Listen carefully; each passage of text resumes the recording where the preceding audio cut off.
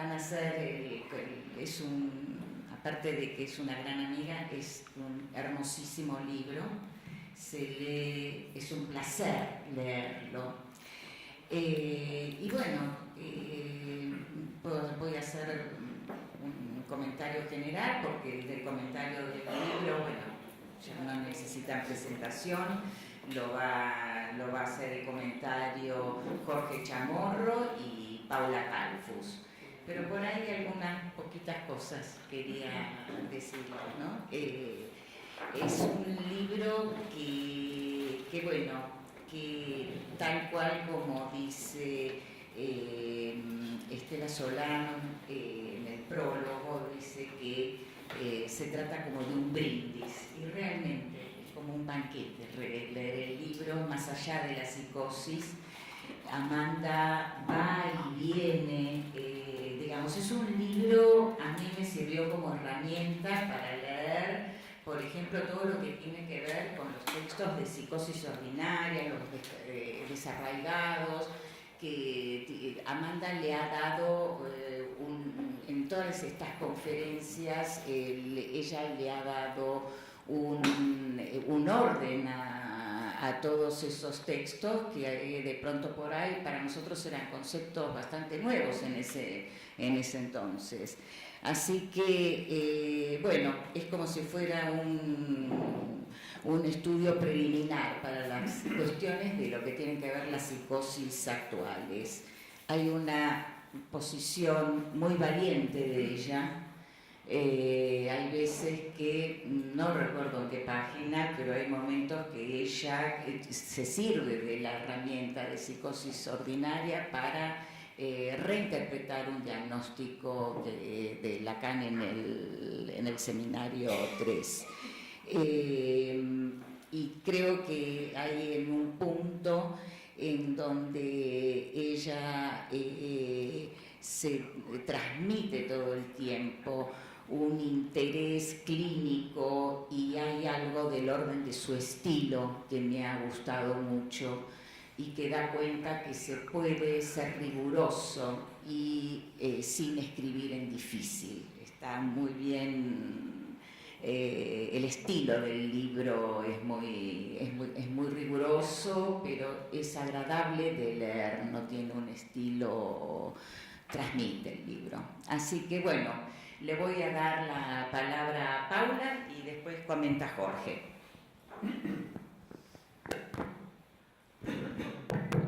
Bueno, buenas noches. Para retomar un poco lo que decía Irene, ese estilo de este libro conserva la marca de una transmisión oral, porque son conferencias e incluso están transcriptos diálogos muy iluminadores, al menos voy a citar alguno, para entender algunas nociones del psicoanálisis que no me parece que vayan de suyo, al menos para mí. Así que sí, celebro la aparición de este libro. Así que bueno, comparto con Amanda, la autora de este libro, cuya presentación tengo el gusto de compartir con Jorge hoy, un gran interés por las psicosis ordinarias, en plural, como ella lo dice en la última de las 5 conferencias que constituyen este volumen, que se transforma en una verdadera hoja de ruta para quien intente incursionar en este que ha sido un programa de investigación. Recorriéndolo se hará una idea de la elaboración que en el campo freudiano se ha llevado a cabo en los últimos 20 años en torno al tema. 20 años que comienzan hace mucho tiempo con un hito conocido entre nosotros por me atrevo a decir, en realidad son 2, por un manual, algo que yo ubico como un manual, los inclasificables de la clínica psicoanalítica, que aúna 2 conversaciones clínicas llevadas a cabo por las secciones clínicas francesas. Una, el Concilio de Angers del año 96, y la conversación de Arcachon del 97. Prosigue con la psicosis ordinaria, el otro manual, que incluye informes de elaboración colectiva de las secciones clínicas y una conversación, la Convención de Antibes del año 98, momento en que se acuña la expresión psicosis ordinaria. Otro hito, como bien lo mencionó Irene, y también está tomado por Amanda, es la conversación clínica conocida entre nosotros como Desarraigados. Creo que es la última que se publicó entre nosotros. Esta es del año 2008. Todos títulos publicados en la colección del Instituto Clínico de Buenos Aires en Editorial Paidós. Y una conferencia de Miller, fundamental en cuanto a un intento de precisión en este programa de investigación, Efecto retorno sobre la psicosis ordinaria, que fue pronunciada en el marco del Congreso de la New Lacanian School, en inglés, en 2008. Es decir, 10 años después de acuñar la noción. Otros 10 años transcurrieron hasta el Congreso del MP de este año, llamado Las psicosis ordinarias y las otras bajo transferencia, que nuevamente produjo un efecto de elaboración colectiva fenomenal en el conjunto del campo freudiano, y que dio pie a lo que entiendo como un nuevo punto de capitol en el programa de investigación, con la ponencia de Victoria Jorge Reynoso, a cargo del Comité de Acción hacia el Congreso. Esa ponencia se llamó El murmullo de las psicosis ordinarias, en que propone una afinación, por decirlo así, respecto de la extensión que había tomado la nación entre nosotros, y nos invita a avanzar en su elaboración más allá de concebir la psicosis ordinaria como un estado fenomenológicamente hablando de una relativa paz sintomática. Si se da, después podemos retomar esta propuesta en la conversación. Y ahora al volumen de Amanda. Son 5 conferencias pronunciadas entre febrero y junio del año pasado, es decir, preparatorias del Congreso, en que Amanda propone una lectura de los temas sobresalientes en la elaboración de la doctrina de la psicosis orientada por su forma ordinaria, desde una cuestión preliminar, de la primera enseñanza de Lacan, pasando por Joyce y el Symptôme, hasta las elaboraciones más recientes propuestas por Miller a partir de las conversaciones colectivas y la ponencia de 2008 ya citadas, sin dejar de relevar las referencias a la psiquiatría clásica en boca de Kraepelin y Bleuler, con sus concepciones de la demencia simple y la esquizofrenia simple, a Helen Deutsch y las personalidades como sí, retomadas por Lacan en el Seminario 3, y adscriptas a la noción de prepsicosis en ese momento, y a las contribuciones de Maleval, José María Álvarez, y más recientemente una tesis doctoral de Dosia Abdelidi, que me parece una referencia importantísima también en nuestro programa de estudio. Esta tesis se llama La psicosis ordinaria, la forclusión del nombre del padre en la última enseñanza de Lacan. Y hay muchas más referencias, tomó algunas nomás. Dejarse llevar por el recorrido de lecturas y reflexiones que nos presenta Amanda nos introduce en su manera de practicar y pensar la clínica, en sus finos pliegues, sus mojones y sus delicadezas.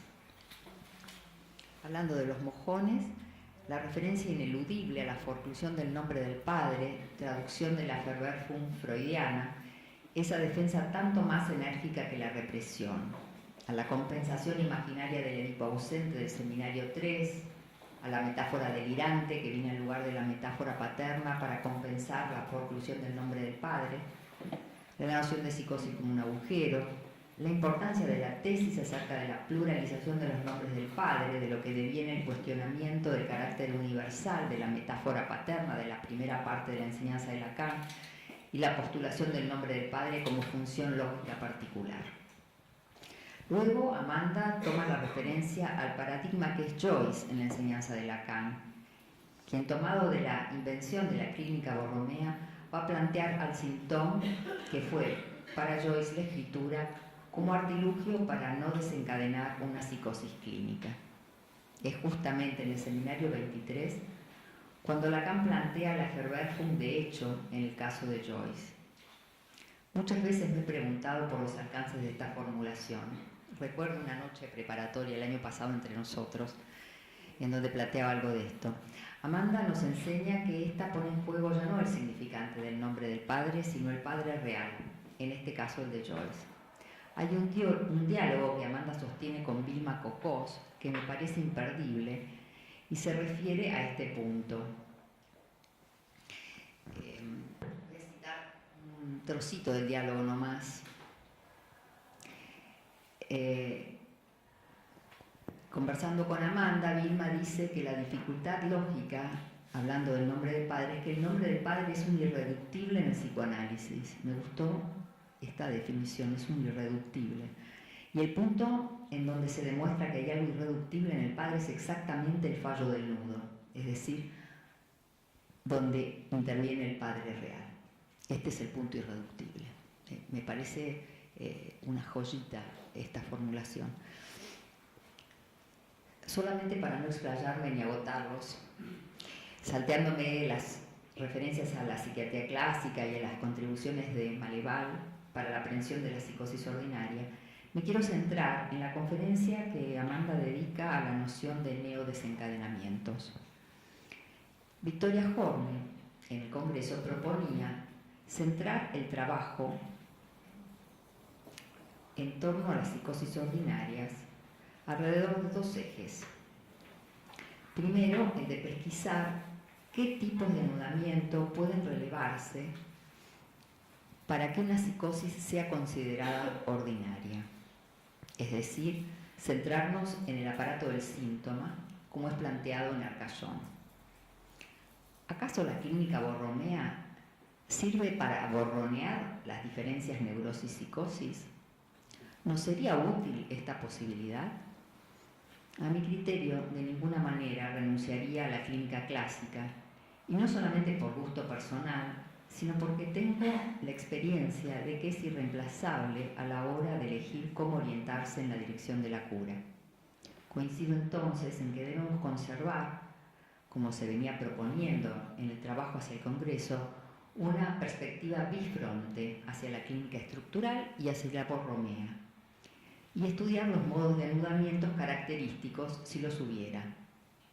El segundo eje, que planteaba Victoria Horne, gira en torno del desencadenamiento o neodesencadenamiento, que de todas formas, aunque se trate del encuentro con el phi sub 0 como goce imposible de simbolizar en lugar del p sub 0, es decir, el agujero forclusivo, reenvía al modelo del gran desencadenamiento. Creo que el tema del desencadenamiento es el gozne que articula continuidad y descontinuidad. Desenganche es el otro término que utilizamos para señalar un apartamiento del otro que a veces puede pasar inadvertido, como en el caso que relata Amanda, el caso de ella, en la cuarta conferencia, y que se puede producir de forma gradual. Entonces tenemos neodesencadenamiento, desenganche, incluso en etapas. ¿Qué nos planteaba Victoria Horne? Que en las psicosis ordinarias el desencadenamiento ya ha ocurrido, pero bajo la forma de un murmullo y no de un estruendo. Es decir, que en las psicosis ordinarias nos encontramos con estructuras sintomatizadas que se sostienen con elementos por fuera del Edipo de forma suficientemente estable como para no desencadenar. De manera, por ejemplo, que el campo de la prepsicosis queda excluido tanto como el de los desencadenamientos en etapas. Pienso en un caso de pausa, el famoso caso de los auriculares para la gente de pausa que pudiera estar acá, que por su fenomenología, que era discreta, y el efecto terapéutico alcanzado en un tratamiento breve, habíamos adscrito al campo de la psicosis ordinaria. Hoy sería más prudente, tomando en cuenta además que se trataba de un adolescente. Creo que el carácter ordinario de una psicosis se constata con el tiempo del tratamiento. Es decir, que tiene que haber el tiempo que posibilite la construcción del caso para verificar la estructura más allá de la discreción sintomática y para ello la ubicación de o los puntos de desenganche o desanudamiento, tanto como el aparato del síntoma, son fundamentales. El valioso útil que es esta noción nos ha llevado a formarnos en los signos discretos de forclusión que nos orientan cuando comenzamos a escuchar a alguien. De allí al diagnóstico, en los términos de nuestro programa de investigación, puede llevarnos un buen tiempo. Lo que es seguro es que hemos ganado nuevas perspectivas para pensar la psicosis, especialmente en los casos en que ésta se presenta de forma discreta. Y también hemos ampliado nuestro aparato de lectura de la clínica, lo que hace posible, como nos enseña Lacan, a releerla. Es lo que hace Amanda al releer a su vez el caso que Lacan comenta en el seminario 3, estaba en la primera de las conferencias, que Lacan comenta como histeria masculina y que pone en relación en ese momento con el hombre de los lobos. En la relectura de Amanda, ella se pregunta si acaso preguntarse si se es capaz de engendrar es la pregunta histérica. Amanda dice, ¿no es acaso qué es ser una mujer la pregunta histérica? ¿O qué es ser una mujer para el deseo de un hombre? Amanda releva que salvo en este momento, en Seminario 3, no leyó en la enseñanza de Lacan que la pregunta histérica fuese si se es capaz de procrear. Y entonces lee a Lacan, quien lee a su vez a Hassler, el analista que trató al húngaro en cuestión, a propósito de una escena traumática de la infancia en que presencia un parto malogrado y un niño ensangrentado y en pedazos. Lo que Lacan lee es que el sujeto está identificado a la mujer parturienta. Lo que Amanda lee es que está identificado al niño despedazado, lo que a ella le permite inclinarse, junto con la fenomenología descrita en el caso, se inclina por un diagnóstico de psicosis ordinaria. Por ahí Amanda irá a volver.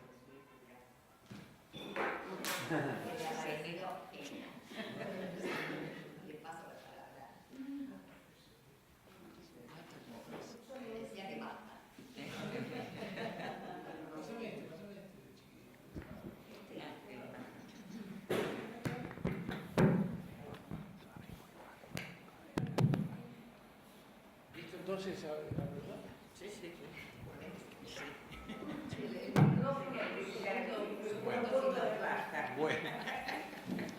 Bueno, digamos, enmarco lo que voy a decir sobre el texto. Después voy a decir algunos rasgos del texto. La psicosis ordinaria es toda una complejidad, es sencillo y complejo. Es una categoría muy poco articulable. Vamos a ver después en el texto cómo lo plantea y cómo se las arregla Amanda en el texto con esto que se escapa un poco, a mi entender. Y qué respuesta da ella. Primera interrogante que Paula la formulaba, alguna vez se dijo, no es una estructura clínica, es una propuesta de investigación. Yo le pregunté al texto, ¿es una estructura clínica o es una propuesta de investigación? El texto, a mi entender, en mi lectura, contesta, es una estructura clínica. Y lo contesta de diversas formas. Por ejemplo, planteando que el problema clínico esencial es el diagnóstico. Si hablamos de diagnóstico, estamos hablando de una estructura. Y entonces me parece que ahí hay un tema muy interesante alrededor de una interrogación que encuentra en el texto una respuesta. Primera cuestión. Después, digamos, cuando me enfrenté al texto, que leí 2 veces, pero no 2 veces por la presentación, 2 veces porque me interesó. Es decir, en serio, es en serio, me interesó. A veces uno tiene que presentar un texto que no le interesa y entonces lo lee de una forma. A mí me interesó, primero porque lo leí con curiosidad. ¿Se pueden dar 5 conferencias sobre la psicosis ordinaria? Digo, ¿cómo se arregló esta mujer? ¿Cómo se arregló esta mujer para hablar tanto de psicosis ordinaria cuando el marco conceptual es tan endeble? Hay un marco conceptual que usamos todos, que es el texto de Miller, que habla del sentimiento, de la alteración del sentimiento de vida, es nuestro marco conceptual, no se habló mucho más, etcétera, y entonces no es que hay una amplia referencia en Lacan, en Freud, se puede inventar, pero es difícil. Entonces, primero fue con curiosidad, ¿qué habla esta mujer? 5 conferencias sobre psicosis ordinaria. Fui un poco con esa pregunta. En mi experiencia con la psicosis ordinaria, también voy a leer el texto desde ese punto de vista, primero me pareció que era una cosa un poco endeble esa propuesta, pero la verdad me sirvió desde el punto de vista práctico para englobar y enmarcar y pensar pacientes de eso que uno decía es un neurótico grave, es un neurótico muy importante, no avanza, tampoco es un psicótico. Entonces había una, que Miller lo subraya y vos lo recordás en el texto, que esto viene a responder a una cosa que perjudica a la clínica, que es la indeterminación diagnóstica, neurosis, psicosis, etc., y donde cada uno se inclina para alguna de las, con lo que llamamos el juicio íntimo. Finalmente, de aquí y de allá, yo siempre me inclino, cuando dudaba del diagnóstico, me inclino a la psicosis. Me parece de menor riesgo equivocarse y tratar a un neurótico como psicótico, que hay más respuesta, que tratar a un psicótico como neurótico, que me parece que lo puede desencadenar. Entonces, siempre protegiéndome y protegiendo a la víctima nuestra, lo que me incliné cuando dudaba del diagnóstico, que es cierto lo que se dice, que a veces los diagnósticos después de 10 años siguen dudando del diagnóstico, y me pareció que era muy interesante esta propuesta de la psicosis ordinaria para ordenar las cosas del lado de la psicosis, de una psicosis especial. Pero es una psicosis que yo le pregunto al texto también, es una psicosis que todos decimos no desencadenada, salvo este invento que hizo Victoria, de que ya está desencadenada. Bueno, no sé, pero son psicosis no desencadenables, pero Miller dice no desencadenables. Ahora, ¿quién apuesta? ¿Quién pone las manos en el fuego que no se desencadenó hasta ahora? Hay que probarlo eso. Son psicosis ordinarias porque no se desencadenó. ¿Cómo sabemos que dentro de 2 años no desencadena? Entonces ahí tenés una cuestión de indeterminación, que vos te juzgaste a la psicosis ordinaria. Amanda propone tratamientos especiales para la psicosis ordinaria, que me pareció súper interesante cómo ella piensa que responde el analista para el tratamiento de la psicosis ordinaria. Y me parece que dice algunas de las cosas insinuadas respecto de cómo tratarse con la psicosis ordinaria. Entonces, la endeblez de esta estructura es que apostamos a que no desencadenó, pero ¿quién asegura que no va a desencadenar nunca? Y que son realmente psicosis no desencadenables, como la llama Miller. Me parece que es un punto de la fragilidad de esta estructura. Me parece que esto plantea inclusive este dato, si se desencadenó o no se desencadenó. Me parece muy importante poder precisar qué es un desencadenamiento. Y un desencadenamiento no es un murmullo más bajo o más alto, es un problema de cantidad. Es un problema de que cuando hay un desencadenamiento hay una ruptura del mundo y se relanza un mundo nuevo. Es decir, esto es lo que no pasa con los datos de la psicosis ordinaria. Entonces, sobre este marco, me parece que ahí podemos ir aproximándonos al texto, que me parece un texto muy amplio, muy completo, que plantea múltiples temas y problemas a interrogar con los esfuerzos de respuesta que Amanda le da y que me parecen sumamente ricos para el que quiera incluirse y abordar el tema de la psicosis ordinaria. Hay un tema, uno de los temas que plantea es la comparación, que fue la propuesta del último congreso, con los clásicos clínicos, en diálogo con un psiquiatra, porque el texto lo nombra. Yo hablo de la psicosis y discuto un caso que me pareció paradigmático en mi clínica, de una psicosis ordinaria, con pequeños desencadenamientos que no hacen ruptura. Esta es la cuestión. Y me parece que justamente este psiquiatra me decía, escuchame una cosa, ¿qué inventaron ahora? Esto lo inventó Kreppelin. Kreppelin y Bloiler hablan de la esquizofrenia simple. Lo que están hablando, el diagnóstico de psicosis ordinaria es la esquizofrenia simple. Y Amanda lo toma esto. Y entonces empieza un desarrollo que me pareció súper interesante de cuáles son las diferencias, porque se aproxima la esquizofrenia simple o la demencia simple, como la llama Kraepelin, es el debilitamiento de la voluntad y del afecto. Son sujetos así. Si uno, por lo menos los psicóticos ordinarios que yo me imagino que tengo, coinciden totalmente con eso. No hay delirio, hay una especie de apagamiento del sujeto y coincide con la esquizofrenia simple. La pregunta es, la esquizofrenia simple o la demencia precoz, como la llama Bloiler, me parece que cambiamos el nombre o tiene implicancias llamar a lo que la psiquiatría llamó esquizofrenia simple o demencia precoz, que la llamemos psicosis ordinaria. ¿Cambia el nombre o cambia la estructura con la que pensamos estos sujetos? Y por lo tanto cambia el tratamiento posible frente a esos sujetos. Me parece que este es el punto importante a leer en el texto. Amanda avanza en este punto de, bueno, cuáles son las diferencias, que no nos queden en cambio de nombres y nos queden en consecuencia de los nombres que ponemos. Me pareció que avanzaba en este punto. Hay un dato que cuando tengo que pararme me avisar. No, porque el goce de la palabra me se desborda y como dice Amanda en el texto, ¿cómo se las arregla el parlante cuando no está el nombre del padre para regular su goce? Y yo digo, bueno, usame, me arrancás el micrófono y regulás el goce, el piripipi. Bueno, hay un núcleo, no es el tema para discutir hoy, lo quiero dejar planteado, porque me generó muchas dudas conceptuales, que es cuando Amanda acerca su reflexión a Maleval.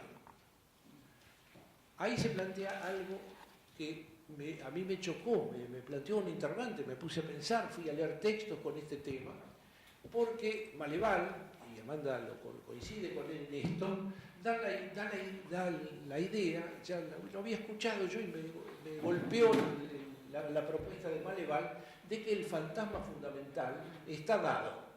Es un dado que todos portamos. Me recordó la primera, en el año 80, Éric Laurent presentó un texto que se llama Lo que Melanie sabía. Se llama así el texto. Y ahí hace una diferencia interesante, porque dice, para el psicoanálisis lacaniano, el inconsciente está estructurado como un lenguaje. Y para Melanie Klein está estructurado como un fantasma o como una fantasía, que es la famosa naturaleza de la fantasía inconsciente de Melanie Klein. Y hacía la diferencia entre línea Melanie Klein y línea Lacan estructurado como un lenguaje.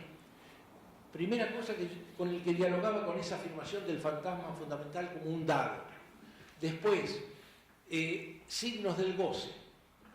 Miller, fantasma fundamental, una construcción, y dice el fantasma que se construye, que no está dado, sino que se construye, es el fantasma que se construye en los horizontes del final del análisis, y se construye no porque existía, sino porque es una construcción, es lo que Freud llama en Análisis Terminable e Interminable una neocreación, que es el fantasma fundamental que construye la interpretación del analista. Es decir, por eso me chocaba un poco que esto fuera dado. Me preguntaba, si está dado, la operación analítica, ¿cuál es? No es la construcción, es freudiana, es la revelación. ¿Cómo se hace con un fantasma fundamental que ya está dado de entrada? Inclusive dicen los psicóticos, son psicóticos porque no tienen fantasma fundamental. Por eso decía, me planteó el interrogante y la verdad que me quedé pensando el planteo del fantasma fundamental. Lo otro, hay un borde que toca la psicosis ordinaria, que es las llamadas prepsicosis, que es un tema muy importante porque, ¿qué son las prepsicosis? Las psicosis no desencadenadas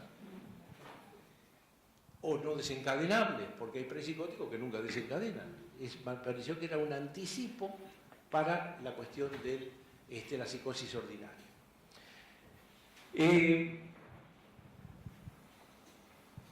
Acá empieza otro dato que quiero recorrer de una punta a la otra. Las primeras críticas que se le hicieron a Freud, Lacan, cuando hablaba del elemento energético, que dice Lacan del sistema energético freudiano. Dice que es una metáfora. La metáfora energética freudiana, dice. Y le responde con el estructuralismo, o sea, con una regulación que no depende de más menos. Recuerden que decían, ¿cuál era el significante de Melanie Klein? Identificación proyectiva masiva, no más IVA, sí, masiva. Esa masividad plantea una energética que deja las cosas por fuera de la estructura, sino que es más, menos quien decide qué es más y qué es menos, y dónde se decide eso. La palabra que el texto emplea, que me parece muy importante, es, y que sigue de otros significantes, son psicóticos modestos. Interrogante interesante. ¿Qué es un psicótico modesto? ¿No? Y después va a ser, para mí replica eso con signos discretos. Después todo eso modesto sigue el hilo de lo discreto. Por eso decía, me parece interesante, porque esto convoca a un tipo de analista que Amanda va a decir es un analista especial, el que registra signos discretos y psicosis modesta, por lo tanto. Por eso hay una particularidad del analista y una particularidad de a dónde apunta. Aclara, no apunta a significantes, sino apunta a signos. O sea que lo que registra este analista, dice, nos enseña Amanda, son no significantes, sino registra fenómenos aislados, discretos. Quiere decir, dice, en un momento dice, discretos lo llama leves o algo parecido, no es el significante leves, pero como son fenómenos casi imperceptibles, poco perceptibles, o sea que sutiles, algo de eso. Por eso va mostrando que no es tan sencillo, o sea que hay que tener un ojo particular, un analista particular que perciba estos pequeños datos, ¿sí? Para poder diagnosticar lo que Amanda dice, cuestión clínica fundamental, el diagnóstico de estas psicosis. Lo llama, ahora encontré el significante, ínfimos detalles. O sea, para mí, ¿qué revela esto? Revela la dificultad del diagnóstico. Al mismo tiempo que plantea Amanda, el hecho clínico fundamental es el diagnóstico, al mismo tiempo está diciendo que, ojo, que no es tan sencillo este diagnóstico, porque es muy sutil, inclusive la otra que nos propone Amanda es precisemos cuáles son por la negativa, precisemos que no hay neurosis para avanzar en el campo de la psicosis y nos da todos los elementos para definir lo que es una neurosis. Y entonces cuando estos elementos no están, lo que aparece es la posibilidad más la sutileza, más los pequeños fenómenos, la posibilidad de diagnosticar la psicosis ordinaria. Hay otra cosa fundamental que dice, muy contundente, muy tajante. Me pregunté ahí también, a lo mejor no es hoy el día, pero me interesaría dialogar sobre eso. Es sobre la interpretación. Dice que en la psicosis ordinaria, el tratamiento de la psicosis ordinaria no incluye la interpretación. ¿No? Esta es una frase así que, si no la recuerdo mal, dicha, sí. No se interpreta en la psicosis ordinaria. Lo que me interesaba dialogar es decir, ojo, ¿de qué interpretación estábamos hablando? Porque cuando vamos a los nudos y vamos a todo el planteo que se Amanda sobre la cuestión de los anudamientos, ojo que hay una relación que no es, porque después me pareció que tendía a hablar el texto de la interpretación simbólica, la que divide, etc. Pero ojo que hay otras interpretaciones que no dividen, sino afirman al sujeto. La interpretación por la cita, la interpretación o peor, que dice empujar al paciente un paso más en la propia interpretación del paciente, me pareció que no era tan evidente para mí que que no se interpreta. O sea que no aclaraste ahí qué interpretación. Por eso digo, ojo que hay interpretación que escribe significante a la letra. Es decir, todas las interpretaciones por el equívoco son interpretaciones que van por la letra y que reducen los significantes a una letra. Y entonces me interesaba si en algún momento dialogar sobre esto, de qué interpretación hablamos cuando decimos en la psicosis ordinaria no se interpreta. Me parecía que ese era otro tema para interrogar.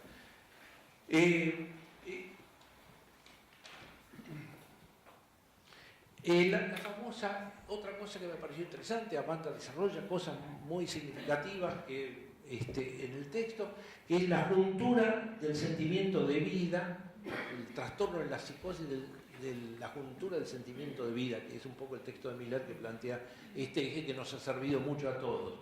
Pero es cierto, y yo creo que hay que leer muy bien cómo lo trata Amanda esto, porque ojo que la alteración del sentimiento de vida, no hay neurótico que no tenga alterado eso, no que no lo tenga alterado, ni los psicóticos ni que hablar, salvo los paranoicos consistentes, los demás también tienen un tema con el sentimiento de vida, pero los neuróticos ni que hablar, que tenemos todos un problema con el sentimiento de vida.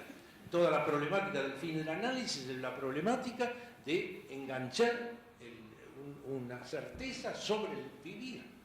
Y el neurótico siempre se está preguntando por qué vive, para qué vive, etcétera, etcétera. Por eso me pareció que era interesante todas las respuestas que va dando Amanda a este punto en particular, que es eje para nosotros para diagnosticar la psicosis ordinaria.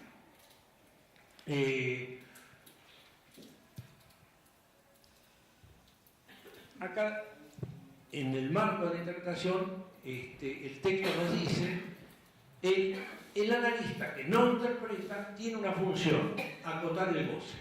Dije, bueno, voy a ver qué dice de acotar el goce, no es tan sencillo.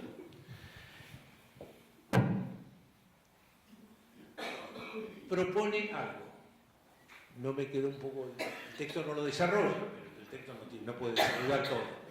Propone anudamiento entre lengua y cuerpo. Se presta interpretaciones, si uno no aclara esto, ¿qué es? Yo, si tuviera que decir, adivinar un poco, interpretar el texto y llenar ese vacío de explicación, diría, estamos hablando de la escritura, estamos hablando del simbólico del nudo, que no es un simbólico de significantes, sino un simbólico de letras.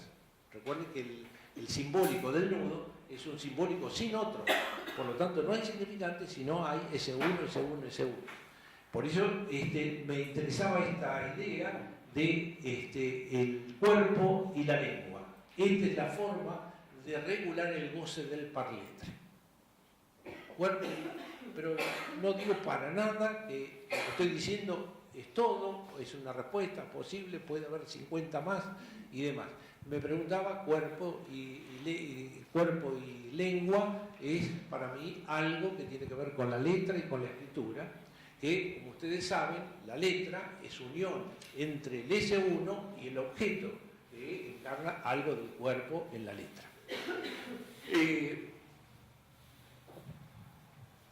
Un segundito, ya termino.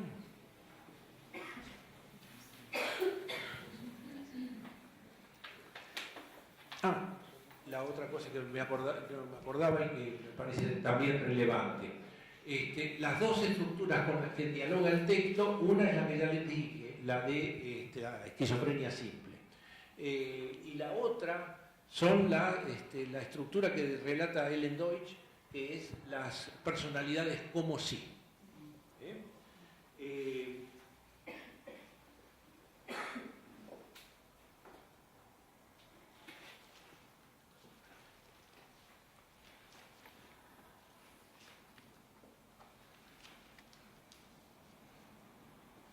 Recuerda, acá me pareció un dato en lo que plantea y me hizo pensar un pequeño ejemplo de mi clínica que plantea el texto. Ellen Deutsch recuerda sobre las personalidades como sí, que son están muy cercanas al mimetismo de los niños. Se identifican fácilmente. Identificación fácil y hábil que puede reemplazarse por otra. No son casos ni de neurosis ni de psicosis, dice Lendoich. Entonces, ahí marca, yo lo extraería para nuestro campo, esta fragilidad, esta facilidad de identificación. En el caso de mi clínica, que yo creo que es el más psicótico ordinario de los que conozco, yo lo presenté, me lo hicieron sacar, porque no se pueden presentar casos para el último congreso, no se podían presentar casos, me sacaron medio trabajo porque yo desarrollaba ese texto, así que quedó una cosita. Este sujeto es un sujeto de esos que uno dice, che, está siempre igual, no progresa, no va, no consigue nada. Este sujeto me trajo un tema que es, él lo llamaba así, me calamaricé.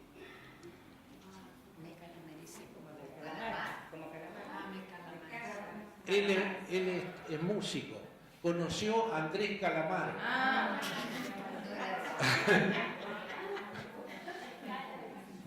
Él lo decía así, me calamaricé.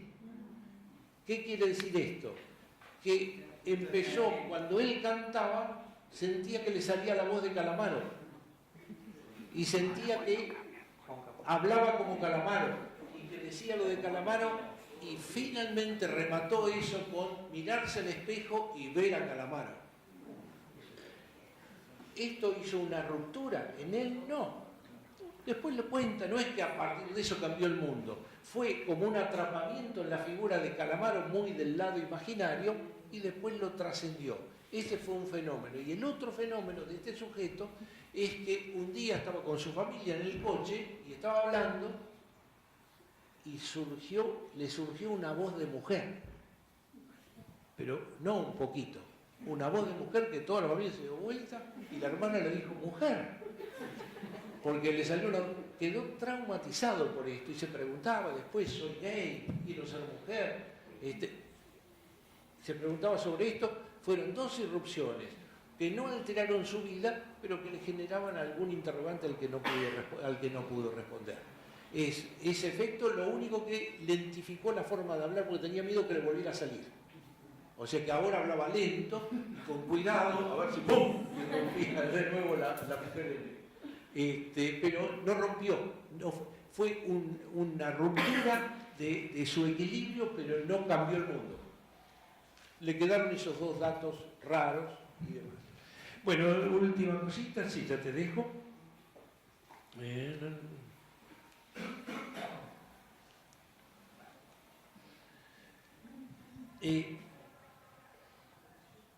El otro punto que me parece importante es que también el texto lo desarrolla, es que la psicosis ordinaria y la diferencia con la esquizofrenia simple son pensables desde la última enseñanza de Lacan. Me parece que el texto desarrolla casi una conferencia entera alrededor de esto y de por qué, uno le podría preguntar, y el texto contesta de múltiples formas, por qué la psicosis ordinaria solo es pensable a partir de la última enseñanza de Lacan. Es una pregunta que yo le haría al texto, se la hice, y hay una serie de respuestas que el texto da a esto. Si no, da la impresión de que llovió la psicosis ordinaria, pero lo que dice el texto es solo es pensable la psicosis ordinaria a partir de toda la problemática del goce y de todo el parlet y todo esto que hace pensable este tipo de sujetos. O sea que, conclusión, el texto me parece un texto exhaustivo sobre el tema difícil y complejo que va circulando con la dificultad, con esfuerzos de respuesta que me pareció muy interesante. Aprendí un montón. Gracias a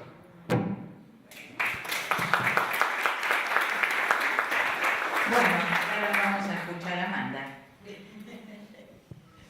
Bueno, primero agradecer esta magnífica mesa de colegas, amigos que respeto, que quiero y que se han tomado muy en serio la lectura, la puntuación del libro.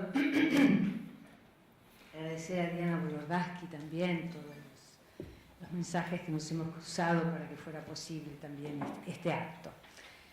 Sabemos que la felicidad son momentos puntuales y evanescentes, eso lo sabemos todos, no hace falta ser psicoanalista para saberlo, y debo decir que para mí en esta noche puedo decir que es un momento de felicidad, por esta reunión, por lo que significa para mí estar en Buenos Aires, mi tierra natal, después de 40 años de estancia en España, donde he hecho mi formación, por supuesto, pero volver a Buenos Aires y hablar en la EOL de un libro que para mí también es muy importante porque ha supuesto un trabajo de investigación muy exhaustivo en torno a un tema que siempre me interrogó, el tema de la psicosis. Siempre tuve mucho interés, siempre traté de descifrar las cuestiones más difíciles, ¿eh? Y cuando apareció, digamos, esta figura, esto que parece que ahora empieza a ser una estructura clínica, según lo que decía Jorge, la psicosis ordinaria, a mí me impactó, realmente. Me impactó porque dio muchas respuestas a preguntas que yo tenía desde hacía mucho tiempo, preguntas prácticas, preguntas clínicas, preguntas del quehacer clínico cotidiano, y que de repente, al leer Los Inclasificables, al leer las observaciones de Miller, etcétera, etcétera, empezaba a despejar una serie de incógnitas que hasta ese momento me parecía imposible de despejar. Sobre todo casos que a lo mejor habían interrumpido la cura y que uno se había quedado siempre con el interrogante de por qué, ¿no? ¿Qué había pasado? Si uno se había equivocado, si había hecho mal las cosas, y que ni siquiera en los controles se podía a veces dilucidar esas cuestiones. Entonces, para mí, lo digo en el libro, la psicosis ordinaria marcó un antes y un después para la comunidad analítica lacaniana. Y creo que los que no pertenecen a la comunidad analítica lacaniana se siguen encontrando con los mismos problemas de siempre.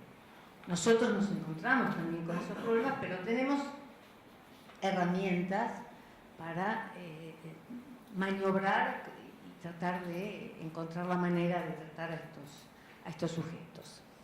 Bueno, se han dicho muchísimas cosas, es un poco difícil ahora ordenarme un poco la cabeza para ir respondiendo cada una respecto de lo que decía Paula de la lectura que yo hago en la primera conferencia, que es la lectura de este caso famoso del psicólogo húngaro Hassler, que estaba enrolado más bien en la psicología del yo y estaba más preocupado por el comportamiento del sujeto que otra cosa.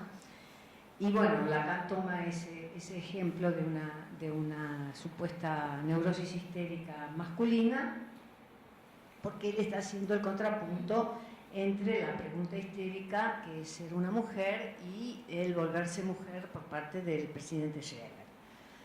Y bueno, evidentemente no podría decir lo que digo de ese caso si no tuviéramos todo el despliegue de la enseñanza de Lacan. Entonces es un ejemplo de cómo podemos leer al primer Lacan desde el último Lacan, desde el Lacan que nos ofrece lo que yo planteo ahí como el quinto concepto fundamental del psicoanálisis, el concepto del Santon, que tiene ese estatuto y que ha convulsionado nuestra clínica y ha marcado nuevas líneas de trabajo. Bien, entonces es a partir porque eso también era tu pregunta, ¿no? ¿Por qué se puede decir que leemos al primer Lacan desde el último Lacan? Porque el mismo Miller nos ha enseñado con toda su dilucidación que hay muchos Lacanes, que Lacan trabajaba contra Lacan y que él mismo se desdecía para proponer nuevas formulaciones para dar respuesta fundamentalmente a los problemas de la clínica psicoanalítica. Y para mí este libro es un libro que da respuestas a los problemas de la clínica psicoanalítica, porque a mí me dio respuestas.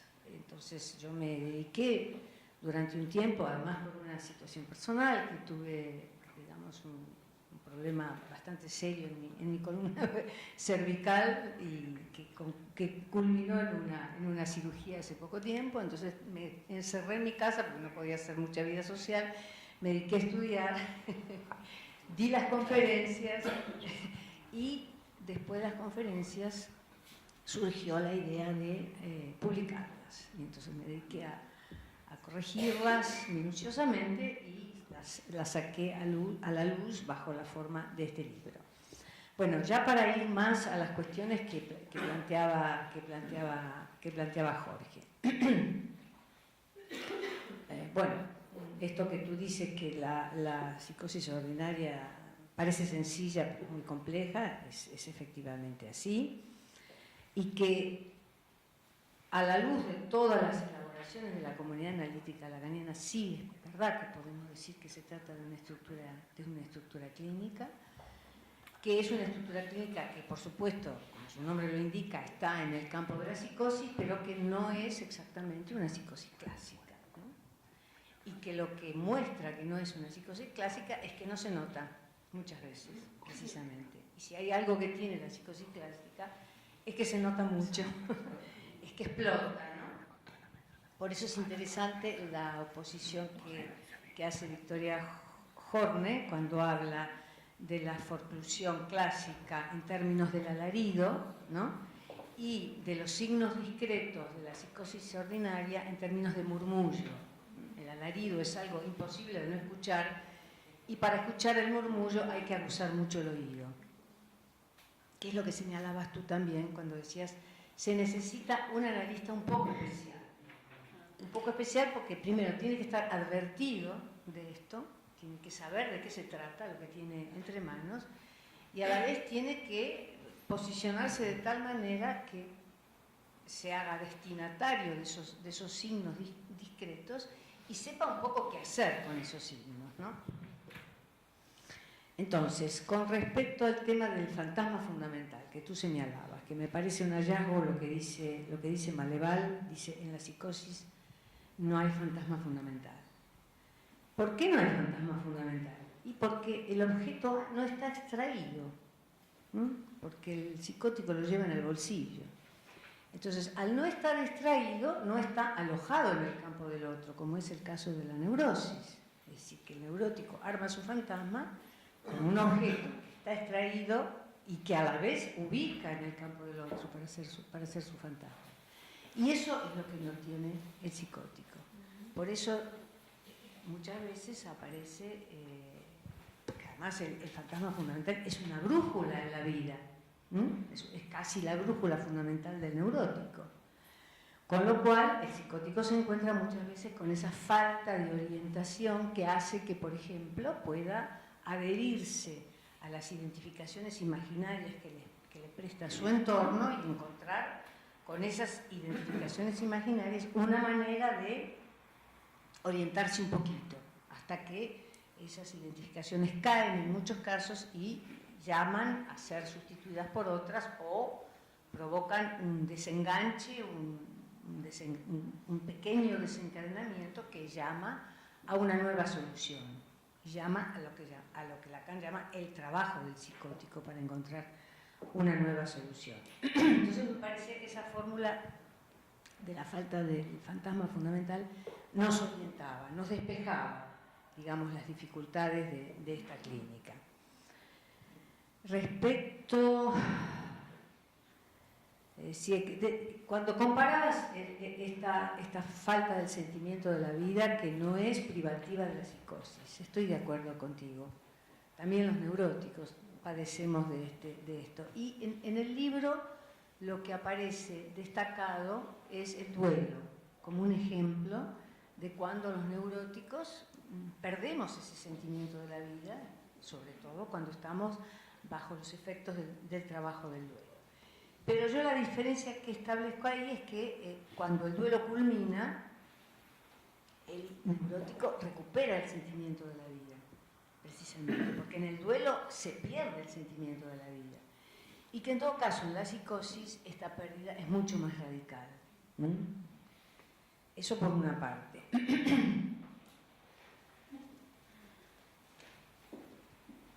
Después este tema del cuerpo y la lengua, eso que te interesaba mucho tomar.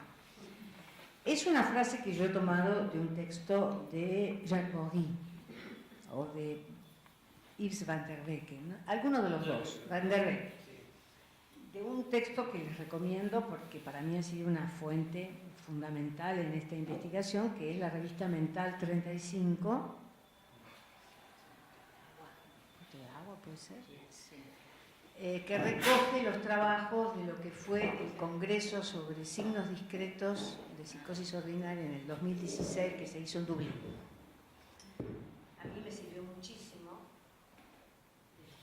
y yo tomé esa expresión de él, pero claro, hay que poder en todo caso ilustrarlo clínicamente esto, porque si no, no deja de ser un sintagma un poquito enigmático. Entonces recordé un caso que está en los inclasificables o en la psicosis ordinaria, no recuerdo en cuál de los dos, que muestra muy bien esto. El caso de una paciente que el analista la llama Sylvie. A ver si lo recuerdan. Era una mujer que se cortaba, que se hacía cortes en la piel, en la cara y en los antebrazos, provocándose el sangrado, digamos. Y ella decía que cuando veía caer la sangre, el mal salía de su cuerpo. Entonces, en el momento en que producía esos cortes, es como que ella tenía cuerpo. Había una sedación de su angustia cuando provocaba esos cortes. Entonces, además de los cortes, ella escribía un diario.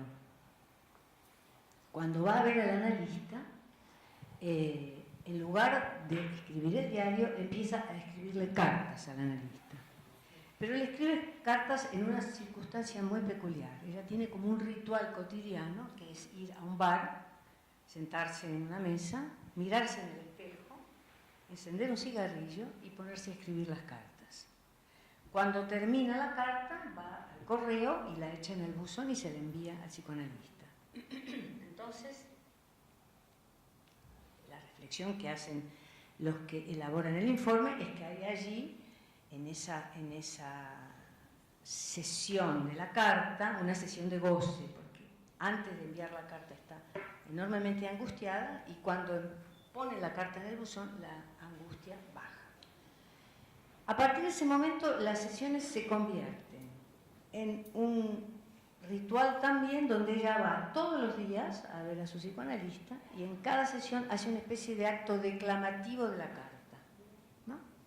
Entonces la analista tiene hace el comentario de que esta paciente no admitía ningún tipo de significación. Es decir, no hay interpretación, quiere decir que no hay nada que evoque el sentido, que evoque la articulación entre el S1 y el S2. Porque cualquier tipo de articulación que buscara entre el S1 y el S2 le provocaba angustia otra vez. Entonces, las sesiones eran un ritual donde ella iba, declamaba y depositaba su carta ante la presencia del analista. A partir de este momento, ella deja completamente de hacerse cortes, ¿no? Y la ritualización de la lectura de las cartas en la sesión es como que viene a reemplazar esos pasajes al acto de los cortes, ¿no? Donde aquí se veía, me parece que es un caso, os lo recomiendo para leer, que muestra cómo se trata de ese litoral, digamos, entre el cuerpo y la escritura, en donde el analista le ofrece el marco para que eso se pueda poner en escena bajo transferencia y la paciente deja de hacerse cortes. Creo que la dirección de la cura, precisamente de este caso, muestra un poco esto que tú preguntabas acerca de cómo tratar, digamos, la relación entre la lengua y el cuerpo sin pasar por el efecto interpretativo del sentido. No sé si esto responde un poquito a esta pregunta. Bueno, no sé muy bien qué más decir. Quizá le podríamos dar la palabra al público. A lo mejor hay alguna pregunta, algún comentario, no sé.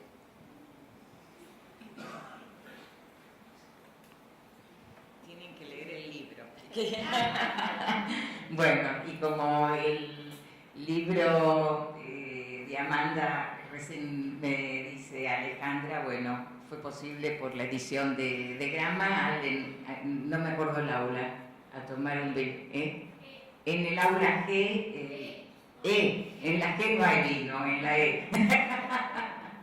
Los invitamos a un brindis, ¿está? Bueno, una